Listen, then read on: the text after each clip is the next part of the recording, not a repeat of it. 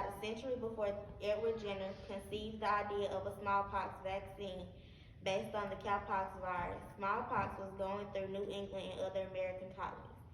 This changed in 1721 thanks to the wisdom passed on from Onesimus, an African slave sold to Cotton Mather, an influential minister in Boston.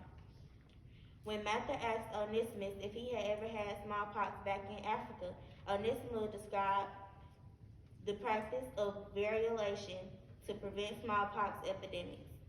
Variolation consisted of first taking infectious material from the blisters of smallpox patients. A healthy person then receives the material through a cut in the skin in a controlled manner under the supervision of a physician. This was done so that the smallpox symptoms could be milder but still confer some sort of an immunity in the future.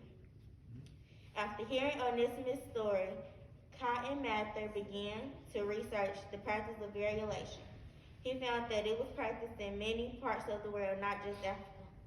Places like China and Turkey had their own versions of variolation based on the same principle.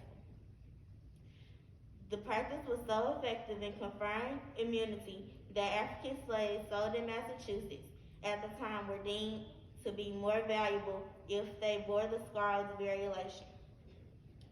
As the word spread of the new medicine, the people of Boston were terrified and angry. According to Mather, they raised an horrid clamor. Their rage came from many sources. Fear that inoculation might spread smallpox further, knowledge that the bubonic plague was on the rise in France, and a righteous fury that was immoral to tamper with God's judgment in this way.